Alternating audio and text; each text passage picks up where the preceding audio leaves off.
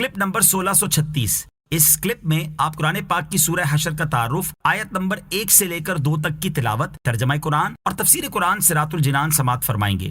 سورہ حشر کا تعارف۔ مقام نزول، سورہ حشر مدینہ منورہ میں نازل ہوئی ہے۔ رکوع اور آیات کی تعداد، اس صورت میں 3 رکوع اور 24 آیتیں ہیں۔ حشر نام رکھنے کی وجہ، حشر کا معنی ہے لوگوں کو اکٹھا کرنا، اور اس صورت کی دوسری آیت میں بنو نذیر کے یہودیوں کے پہلے حشر یعنی انہیں اکٹھا کر کے مدینے سے نکال دیے جانے کا ذکر کیا گیا ہے۔ اس مناسبت سے اسے سورہ حشر کہتے ہیں۔ سورہ حشر کی فضیلت، حضرت معقل بن یسار رضی اللہ تعالیٰ عنہ سے روایت ہے، پیارے آقا علیہ الصلوۃ والسلام نے ارشاد فرمایا، جس نے صبح کے وقت 3 مرتبہ اعوذ باللہ السمیع العلیم من الشیطان الرجیم کہا اور سورہ حشر کی آخری 3 آیات کی تلاوت کی، تو اللہ تعالیٰ 70,000 فرشتے مقرر کر دیتا ہے جو شام تک اس کے لیے دعائیں مغفرت کرتے رہتے ہیں، اور اگر اسی دن انتقال کر جائے تو شہید کی موت مرے گا، اور جو شخص شام کے وقت اسے پڑھے تو اس کا بھی یہی مرتبہ ہے۔ سورہ حشر کے مضامین، اس سورت کا مرکزی مضمون یہ ہے کہ اس میں بنو نذیر کے یہودیوں کو مدینہ منورہ سے جلا وطن کرنے کے بارے میں بیان کیا گیا اور مسلمانوں کو چند شرعی احکام بتائے گئے ہیں۔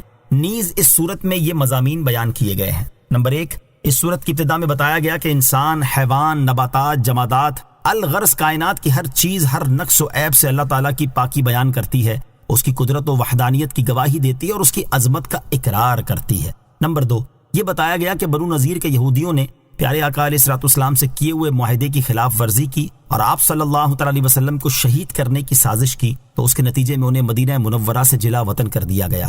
نمبر 3، فے کے مال کے احکام بیان کیے گئے اور مسلمانوں کو حکم دیا گیا کہ نبی پاک علیہ الصلوۃ والسلام جو کچھ انہیں عطا فرمائے وہ لے لیں، اور جس سے منع فرمائے اس سے باز رہیں اور اللہ تعالیٰ سے ڈرتے رہیں۔ نمبر 4، اللہ تعالیٰ نے مہاجرین و انصار اور ان کے بعد آنے والے مسلمانوں کی عظمت و شان بیان فرمائی اور یہ بتایا کہ جو اپنے نفس کے لالچ سے بچا لیا گیا تو وہی کامیاب ہیں۔ نمبر 5، منافقوں کی باطنی خباثت ذکر کی گئی اور یہ بتایا گیا کہ کس طرح انہوں نے یہودیوں سے ان کی مدد کرنے کے خفیہ وعدے کیے اور کس طرح یہ اپنے وعدوں سے منہ پھیر گئے۔ نیز ان منافقوں کو شیطان سے تشبیہ دی گئی اور یہ بتایا گیا کہ جس نے شیطان کی باتوں میں آ کر کفر کیا تو وہ اور شیطان دونوں جہنم کی آگ میں ہمیشہ رہیں گے۔ نمبر 6، مسلمانوں کو تقوی و پرہیزگاری اختیار کرنے، آخرت کی تیاری کرنے اور سابقہ امتوں کے احوال سے عبرت و نصیحت حاصل کرنے کا حکم دیا گیا، اور یہ بتایا گیا کہ دوزخ والے اور جنت والے برابر نہیں اور جنت والے ہی کامیاب ہیں۔ نمبر 7، اس سورت کے آخر میں قرآن مجید کی عظمت بیان کی گئی اور اسے نازل کرنے والے رب تعالیٰ کے عظیم اور جلیل اوصاف اور اس کے اسماء حسنہ بیان کیے گئے۔ سورہ مجادلہ کے ساتھ مناسبت، سورہ حشر کی اپنے سے ماقبل سورت مجادلہ کے ساتھ ایک مناسبت یہ ہے کہ سورہ مجادلہ کے آخر میں ان صحابہ کرام کا ذکر کیا گیا جنہوں نے غزوہ بدر میں اپنے قریبی رشتہ داروں کو قتل کر دیا تھا، اور سورہ حشر میں غزوہ بدر کے بعد ہونے والے غزوے بنو نذیر اور یہودیوں کی جلا وطنی کا ذکر کیا گیا۔ دوسری مناسبت یہ ہے کہ سورہ مجادلہ میں پیارے آقا علیہ الصلوۃ والسلام کی مدد کی جانے کی خبر دی گئی اور سورہ حشر کی ابتدا میں ذکر کیا گیا کہ یہودیوں کے مقابلے میں پیارے آقا علیہ الصلوۃ والسلام کی مدد کی گئی ہے۔ بسم اللہ الرحمن الرحیم۔ ترجمہ، اللہ کے نام سے شروع جو نہایت مہربان رحمت والا ہے۔ سبح للہ ما فی السماوات وما فی الارض وهو العزیز الحکیم۔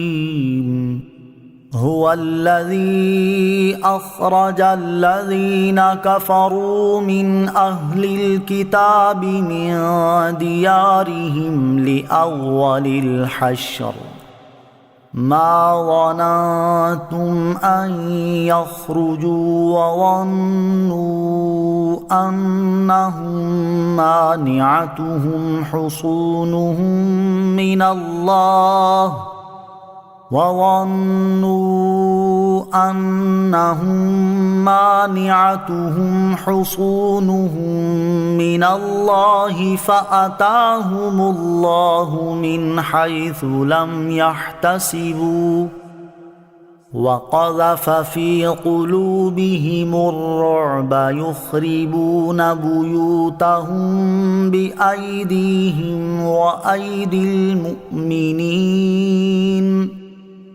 فَاعْتَبِرُوا يَا أُولِي الْأَبْصَارِ۔ ترجمہ، اللہ کی پاکی بیان کی ہر اس چیز نے جو آسمانوں میں اور جو زمین میں ہے، اور وہی بہت عزت والا بڑا حکمت والا ہے۔ وہی ہے جس نے ان کافر کتابیوں کو ان کے گھروں سے ان کے پہلے حشر کے وقت نکالا۔ تمہیں گمان نہ تھا کہ وہ نکلیں گے، اور وہ سمجھتے تھے کہ ان کے قلعے انہیں اللہ سے بچا لیں گے، تو اللہ کا حکم ان کے پاس وہاں سے آیا جہاں سے انہیں گمان بھی نہ تھا، اور اس نے ان کے دلوں میں رعب ڈال دیا۔ وہ اپنے گھروں کو اپنے ہاتھوں سے اور مسلمانوں کے ہاتھوں سے ویران کرتے ہیں۔ تو اے آنکھوں والو، عبرت حاصل کرو۔ سبح للہ ما فی السماوات وما فی الارض، اللہ کی پاکی بیان کی ہر اس چیز نے جو آسمانوں میں اور جو زمین میں ہے۔ اس آیت سے معلوم ہوا کہ ہر چیز زبان قال یا حال سے اللہ تعالیٰ کی تسبیح کرتی ہے، جسے ہم نہیں سمجھتے، مگر ان کی تسبیح کی تاثیر جدا گانا ہے، جیسے سبزے کی تسبیح سے عذاب قبر دور ہوتا ہے۔ هو الذی اخرج الذین کفروا من اہل الکتاب، وہی ہے جس نے ان کافر کتابیوں کو نکالا۔ شان نزول، مفسرین فرماتے ہیں کہ یہ صورت بنو نذیر کے بارے میں نازل ہوئی۔ یہ لوگ یہودی تھے۔ جب نبی کریم علیہ الصلوۃ والسلام مدینہ طیبہ میں رونق افروز ہوئے تو انہوں نے حضور سے اس شرط پر صلح کی کہ نہ آپ کے ساتھ ہو کر کسی سے لڑیں گے اور نہ آپ سے جنگ کریں گے۔ جب جنگ بدر میں اسلام کی فتح ہوئی تو بنو نذیر نے کہا یہ وہی نبی ہیں جن کی صفت تورات میں ہے۔ پھر جب احد میں مسلمانوں کو ہزیمت کی صورت پیش آئی تو یہ شک میں پڑے، اور انہوں نے سرکار دو عالم علیہ الصلوۃ والسلام اور آپ کے نیاز مندوں کے ساتھ عداوت کا اظہار کیا، اور جو معاہدہ کیا تھا وہ توڑ دیا۔ اور ان کا ایک سردار کعب بن اشرف یہودی 40 یہودی سواروں کو ساتھ لے کر مکہ مکرمہ پہنچا، اور کعبہ معظمہ کے پردے تھام کر قریش کے سرداروں سے رسول کریم علیہ الصلوۃ والسلام کے خلاف معاہدہ کیا۔